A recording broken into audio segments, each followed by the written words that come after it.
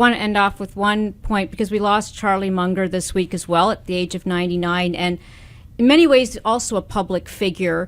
And it feels like there's a dearth of people that step up into the spotlight and help us make sense of the world. And I would put Kissinger and Munger in that category in very different respects. Obviously, one investing, Berkshire Hathaway. What are you seeing? I mean, in many ways, of course, you're that figure as well, but is there that, who do we have in public life that sort of steps above the fray and in a way brings us intelligence as opposed to more content and more rhetoric? This gets into the intangibles. Charlie Munger, you felt, had a deep understanding of investing, just as his partner Warren Buffett does.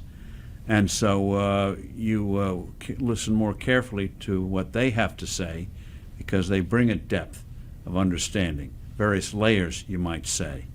And so in terms of looking at the current crop, maybe one of them will rise up the way Reagan did in the 1980s, saw an opportunity to win the Cold War and pursued it, and also had the skills, the political skills, to bring it about. It's amazing today, going back to the post-World War II period, when there was a real attempt to create a bipartisan policy and avoid what happened in the 1930s.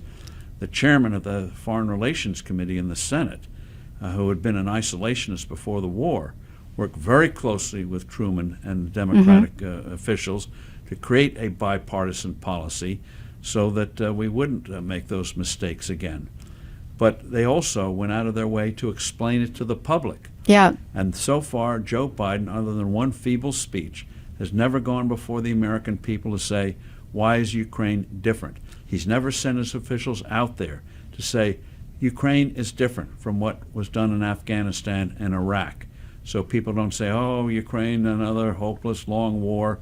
No, he hasn't laid the framework that this is very, very different, just as the leaders in the 1930s didn't make the case that what was happening in Europe was very different from what happened in World War I. World War I left a very bad taste in our mouths and other people. So we're not going to make those mistakes again. And so they said, oh, Germany, oh, we're not going to fall in that trap again, go into a needless war. They didn't size up what the situation was. Biden has not enabled the American people to size up Ukraine and, amazingly, Israel. Very different from what happened in Afghanistan and Iraq. They're failing at the fundamental point of leadership, which is bringing people with you, having them understand what is the strategy. This is why we need to do it for our safety. They failed. Here's to having context and intelligence, and thank you for adding to it. Always enjoy speaking with you, Steve. Thank you, Diane. Appreciate it. Thanks. Fun talking with you. Thank you.